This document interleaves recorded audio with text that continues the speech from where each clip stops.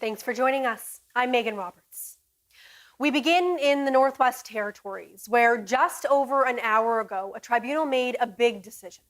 The Mackenzie Valley Review Board says it will keep going with an environmental assessment of the Norman Wells oil field in the Sahtu region. Sarah Komolowski has been following this, and she joins me now live with more. Sarah. Thanks, Megan. As you said, the 36-page decision came in just over an hour ago.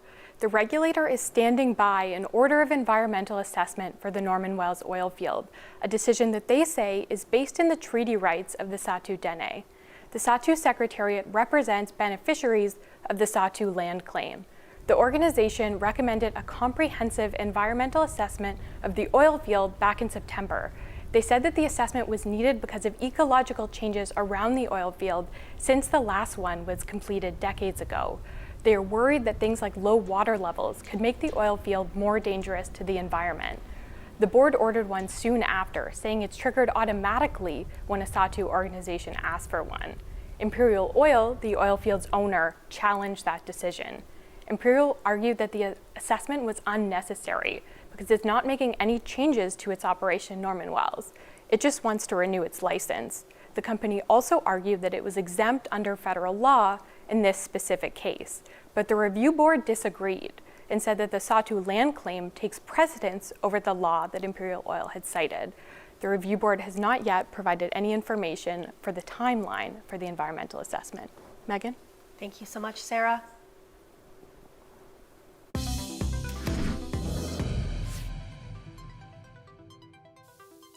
The man who killed an Inuk woman just days after she had moved into his apartment in Ottawa has been found guilty of first-degree murder. Nicholas Ivey killed Savannah Pikuyak 2 years ago. He pled guilty to second-degree murder at the outset of his trial, but it was rejected by the Crown. The Crown alleged Ivey also sexually assaulted and forcibly confined Pikuyak, elevating the offense to first-degree murder. And after about 3 hours of deliberations, the jury came back with the verdict. A first-degree murder conviction carries an automatic life sentence with no possibility of parole for 25 years. Calgary police have charged a Yellowknife man with second-degree murder in the hit-and-run death of a stranger. Yellowknife RCMP and Calgary's homicide unit arrested 46-year-old Jonathan Tewold in Yellowknife last week. He's accused of killing a 32-year-old man in September. The man was hit by a vehicle in the parking lot of a bar in Calgary. The arrest happened after a 3-month investigation. Calgary police say it involved reviewing hours of security camera footage, poring over countless forensic exhibits, and interviewing dozens of witnesses. Tewold will appear in court later this week. Indigenous leaders from Fort Chipewyan, Alberta, are calling on the federal government to remediate a contaminated site in their community, one they say the government has known about for years, but never disclosed. It's a wharf owned by Transport Canada on Lake Athabasca. Over the summer, leaders learned that the soil and groundwater are contaminated, and that the federal government commissioned a report in 2017 that outlined the problem. But the government never shared that report with the community. Fort Chipewyan leaders testified in Ottawa today about the dock to a standing committee. From the Athabasca. What upsets us even more about this case is that Transport Canada was in talks with our community to transfer ownership of the big dock to our respective nations, knowing full well that this site was contaminated, and they just wanted to hand this off to us to deal with. This move is seen as an attempt to transfer liability to the site, and it feels like the federal crown was trying to wash its hands of this. Tucker Rose says Transport Canada never mentioned the contamination at the dock as it was trying to sell it to the community. She says children swim and fish in that area, and that if they'd known about the contamination, they wouldn't have put them at risk. Transport Minister Anita Anand will be appearing before the Standing Committee on Thursday afternoon. The Government of Canada is cleaning up old Army sites as part of its reconciliation strategy. The Pelly Lake site in Nunavut is on its list, and remediation should start next summer. The site is a former airstrip that was used during the 1950s. It's about 250 kilometers northwest of Baker Lake. Various materials and structures were left at the site, including fuel tanks and barrels of petroleum products. The government says the site presents challenges, including the large equipment. It says it's not sure how it'll be removed from the site. It's important for us to protect the health and safety of Nunavummiut. We want to safeguard the environment. We want to reduce financial liabilities. And to me, what's most important being a Nunavummiut is, advancing reconciliation through cleaning up these sites. The program started with the identification of 360 potential contaminated sites across Nunavut. Over the past 15 years, that number has dropped to less than 75. Drug-related charges in the NWT have almost doubled in the last 4 years. RCMP say officers laid 46 charges in all of 2020, and so far this year, they laid 90 charges. The data comes from Controlled Drug and Substances Act investigations and charges. The stats follow a new RCMP divisional drug strategy that was introduced last year.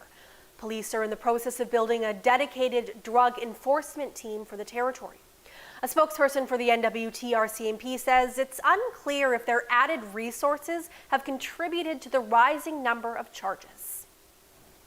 Numbers at the detachments haven't changed dramatically in terms of human resources. We may be getting more calls about drugs. We may be getting more information from members of the public who are concerned. The most commonly seized drug since 2018 has been cocaine. Seaward says it's the primary choice for users and the one causing problems in communities. However, he says issues with fentanyl have also been on the rise. The Yukon government has released its first substance use surveillance report. One of the findings is that the harms of alcohol outweigh all other substances in the territory. So this isn't intended to be a one-off. This is intended to be a sort of snapshot of this particular public health topic as part of our goal to deliver routine surveillance on many public health topics. But we started with this because, of course, of the urgency and the importance of the topic of substance misuse in general. When you look at the substances that we're tracking, the burden of alcohol far outweighs the burden of any other individual substance in the Yukon. Not everyone would see that, and I think that it's partly because alcohol A, is legal, right?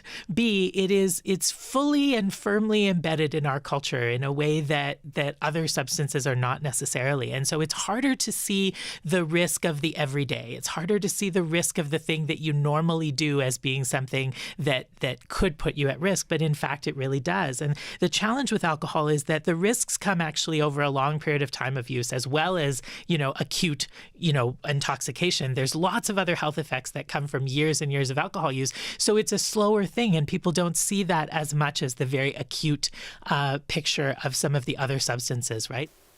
The Chief Medical Officer of Health says the report's findings are not surprising. He hopes the report will influence decisions on healthcare resources. Officials from nearly 100 countries are pushing the top UN court for an opinion on what countries are obligated to do about climate change. Hearings are underway in the largest ever case presented to the International Court of Justice. Crystal Gamansing has the latest.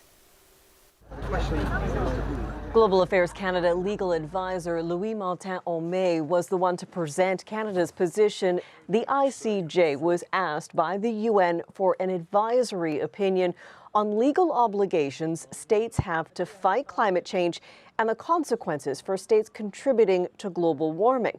Now, the opinion is not legally binding, but it would be influential in climate-based litigation around the world. The Canadian position focused on the nearly universally accepted Paris Climate Agreement. Homais pointed out that it has mechanisms in place which are agreed to deal with states not meeting legal obligations through the Compliance Committee. And it was the Paris Climate Agreement that he used to say countries shouldn't be held responsible for actions related to climate change before signing on to the agreement because it is the baseline. Under the principle of state responsibility, a state cannot be liable for something that was not a violation of international law at the time of the action.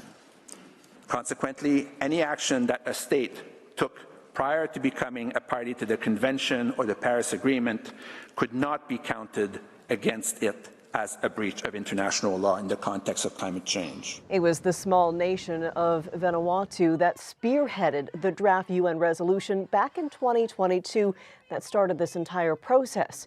A decision is not expected until 2025. Crystal Gamansing, CBC News, London.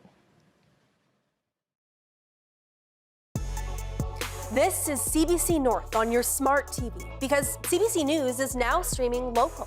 Get local headlines, weather, and community notices, plus newscasts and live programming on your favorite connected device, all for free.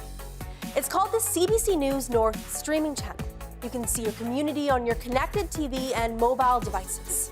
CBC News North, your local news streaming channel, is now available. This is a proposed corridor for multiple pipeline projects. You're crossing our territory on two ends of your pipeline. Who gave you permission? Pipelines break of the pipelines would destroy the water and everything in it. They got to come through us first. Is this an immediate evacuation order for all Coastal GasLink employees? I feel like we are at war. It's just all been building up to this point. Yenta on The Passionate Eye. Watch free on CBC Gem. Release him. Why? Well, I would say it's extremely bad form to arrest your new boss.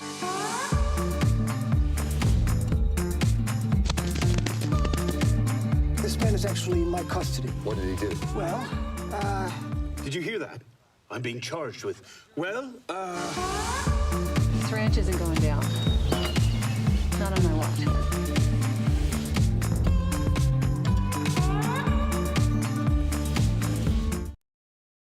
if the car comes with the deal, I'm in. Cheers, dragons! I look forward to fighting you on many a deal. And we look forward to meeting you. Dragon's Den. Watch free on CBC Gem. They reported a shipment of cocaine stolen 2 weeks ago. We all have our vices, Detective. Oh, you find that surprising? Dust, noise, and lowlifes. Bloody hell.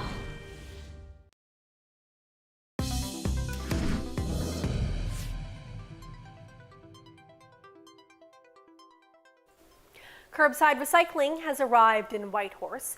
Door-to-door recycling pickup begins today in the city. The service is being managed by the city of Whitehorse. It's contracted Whitehorse Blue Bin to do the work. Until this summer, Raven Recenter was solely responsible for the job. Now that the responsibility has shifted, Raven staff say they can refocus on their zero waste efforts.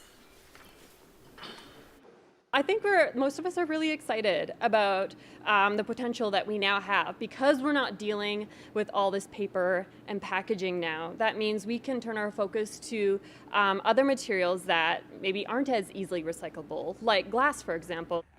The city's curbside recycling service includes mixed paper and mixed container collection. Raven Recenter is still accepting electronic waste, glass, metals, batteries, textiles, and refundable beverage containers. There was an unusual event on Parliament Hill today. The Prime Minister called a meeting with all the opposition leaders and everyone showed up. The topic is dealing with U.S. President-elect Donald Trump and his threatened tariffs. Kate McKenna has the details. Today, in a rare move, Why'd you agree to take this meeting? Why not? opposition leaders met with the Prime Minister, And putting our interests first. talking about how to deal with the President-elect of the United States and his threat of a blanket 25% import tax on all Canadian goods entering the U.S. We discussed the possibility of unfair and unjustified American tariffs, and I made the point that these kinds of actions, were they ever to go ahead, would be damaging to the United States just as they would be to Canada. I want to see an all-hands-on-deck approach to make sure that we are fighting to protect Canadian interests. Last week, Trump vowed to slap Canada and Mexico with tariffs unless they stopped the flow of migrants and fentanyl across the borders. We're trying to fight the Trump administration, which doesn't exist yet. We've got till January 20th to try to use every contact we have with contacts in the United States, people going into that administration. Don't put 25% tariffs on Canada. It was a closed-door meeting, but a senior official says opposition leaders were asked to promote Canada to American contacts. They were also told not to negotiate against Canada in public by saying the border isn't secure. We were reminded, please, do not say things that aren't true. Don't play into Trump's narrative. For at least one opposition leader, that message didn't take. Right now, we're going into this problem in a state of weakness. The Prime Minister has broken our immigration system, broken our bank, broken our borders. We need to fix what he broke to put Canada first. The public safety minister says new border measures are coming, but won't say exactly what or when. We will have announcements to make in the coming weeks, recognizing that January 20th is obviously an important moment. Dominic LeBlanc also brushed off comments from Trump at Mar-a-Lago last Friday, when Trump reportedly said Canada could become the 51st American state.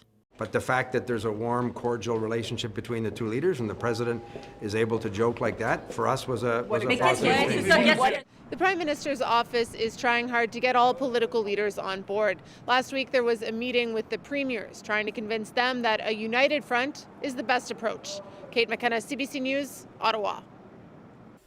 Monday was the only day of advance voting in this year's presidential election for Nunavut Tungavik Incorporated. TJ Deere spoke to voters in Iqaluit about why they voted. In very cold temperatures, Inuit walked in and out of Cadet Hall in Iqaluit to cast their vote for Nunavut Tungavik Incorporated's new president. After first being elected in 2016, current president Aluki Kutek announced that she will not be running again.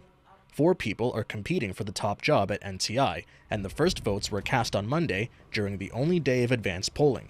David Ukpik says he's been voting in NTI elections for many years. He feels it's important for young people to vote because they're more conscious of the modern needs of Inuit. I'd like to see some new ideas from a little younger people, but it's not against older people. It's just it can bring out a good fortune for Inuit life, Inuit culture up here. But much of the conversation around this election has been around $100 grocery vouchers being given to voters. Ukpik says although the program is a bit excessive, he doesn't mind it. It's good terms on their terms because the cost of the food up here is a lot more than down south. Jenny L. is another longtime voter. She says the voucher program came at a good time for her. For me, as a single mom, I've kind of found it very helpful because, like, for example, right now, my baby, she's down to her last pull-up, so that's what I'm going to go use it for. I'm going to go buy her some more pull-ups and some baby snacks. Election day is on December 9th. TJ Deere, CBC News, Iqaluit. The Ka'lo Deche First Nation is preparing for change as Chief April Martel steps down after 6 years of leadership. 3 candidates are running to take her place in the upcoming election. Carla Ulrich has the story. Outgoing Chief April Martel says she made history as the first female chief of the nation. It's an accomplishment she hopes will continue to break barriers and encourage women to pursue leadership roles, both in the community and the rest of the Northwest Territories. I guess it was important so I can show other women leaders in leadership, you can become a leader in the North and wherever else, right? So that was one of my main topics and goals. Martel says more women in leadership roles will change the dynamics of Indigenous governance in a good way. She says she is stepping down as chief to focus on her family, her education, and mental health. The first candidate vying to take her place is Ken Norn. Norn says he is focused on economic development and keeping labor dollars in the community. He wants to see more local involvement in housing construction. I want to see opportunities for the young people that are going to school today. And I want to bring back the development we had where we used to do most of the construction on the reserve. Robert Lafleur says he wants to prioritize housing and addressing social challenges such as drug addiction. To bring people back that want to work and expand our workforce is really hard if we have no place to stay. Elaine Auger says she wants to rebuild community programs and services, especially for youth, and ensure leadership is more present and engaged. developing social programs, programming, education, just having a presence for services and programs. That's my priority. The election will be held on December 12th. 6 councillors have already been acclaimed. Carla Ulrich, CBC News, Fort Smith. Nunavut has a new Chief Justice. Susan Cooper was appointed to the position by the Prime Minister on Friday. The appointment comes nearly 8 months after former Chief Justice Neil Sharkey retired. Cooper has served as a Nunavut Court of Justice judge since 2009. She says one of her biggest priorities is expanding the Justice of the Peace program, but she also has other goals. I'm also a big supporter of the interpreter program at Nunavut Arctic College, so we're working on some initiatives with them to try and get some of their students interested in working for the courts. Lawyer training is something I've been involved in as a lawyer through organizing and instructing at the intensive trial advocacy course. So I look forward to working with the Law Society and other stakeholders in lawyer retention so that we can have more of our legal services delivered by people who live here. And I'd also like to look at reinstating and revitalizing the Elders program. Cooper has an extensive legal background across the North. She was called to the NWT Bar in 1988 and the Nunavut Bar in 1999. A controversial bill is making its way through New Zealand's parliament. It led to what has become a viral moment, a young lawmaker ripping the bill in half and performing a haka in protest. Earlier, the CBC spoke to a prominent Maori leader to find out more about the bill and the protest.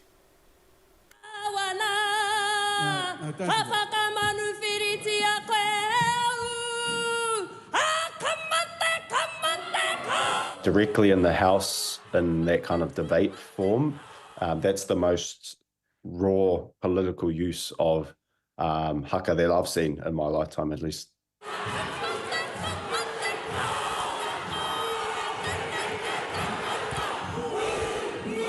A haka is a means of expressing, right? And what you're expressing through haka can vary. It could be, you might be expressing grief, you might be expressing frustration and anger, you might be expressing pride through haka.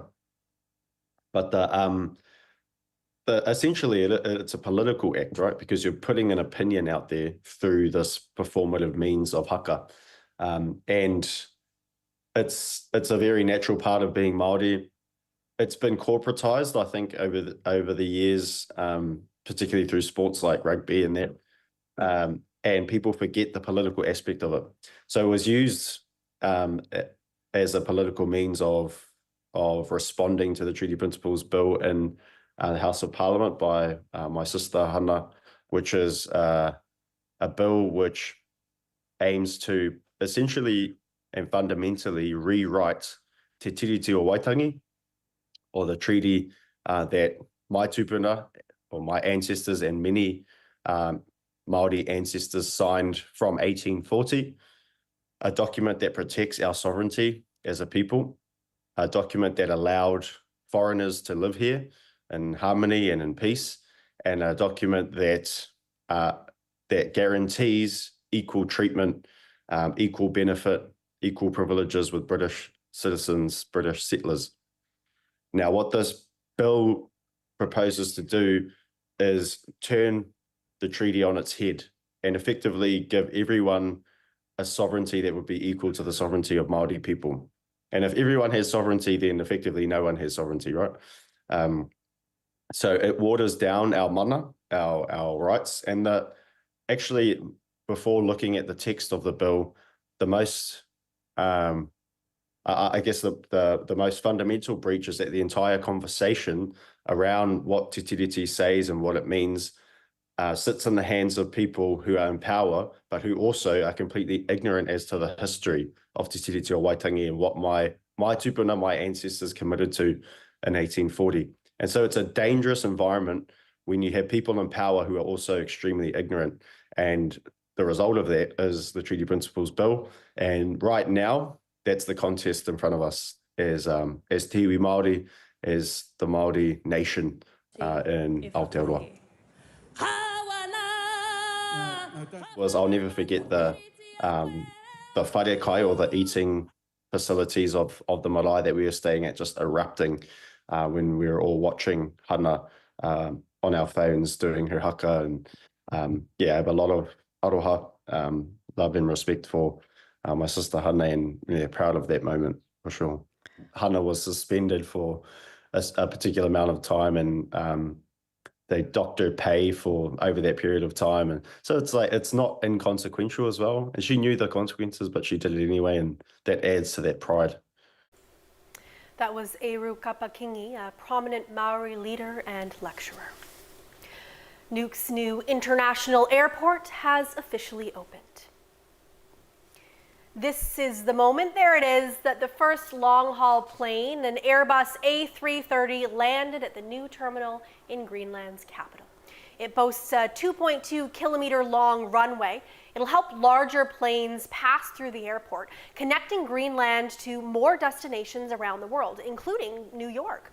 Air Greenland is continuing flights between Nuuk and Iqaluit as well. They're scheduled to restart April 2nd and will run until late October.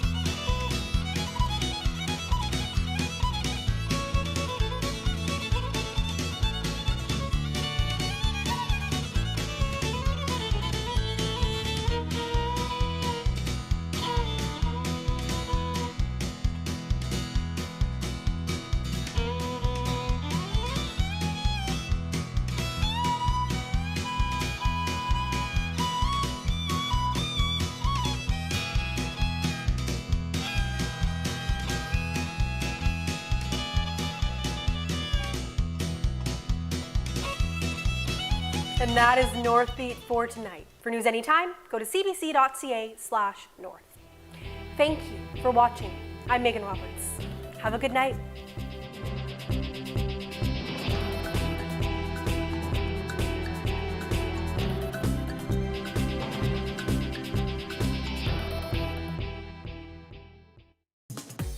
This is CBC North on your smart TV, because CBC News is now streaming local.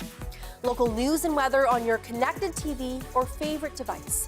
CBC News North, streaming now. I think my dislike is warranted. What was Amy calling it? The beef wars? You don't tell me anything. You don't share your feelings, open up about your past. It's not that simple, Amy.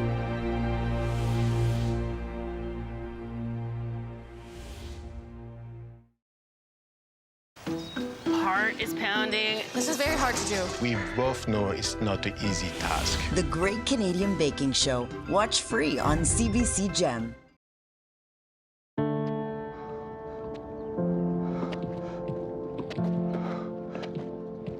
I'm not special. Cancer happens to people all the time.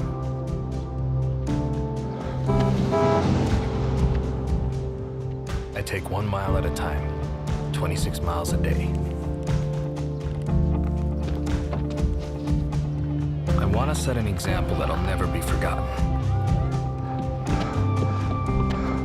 Sometimes it feels endless. But the pain I feel is nothing. I've seen little kids in so much pain. Somewhere, the hurting must stop. Terry Fox ran more than halfway across Canada to raise money for cancer research. Every year, millions of people around the world continue the marathon of hope in his name.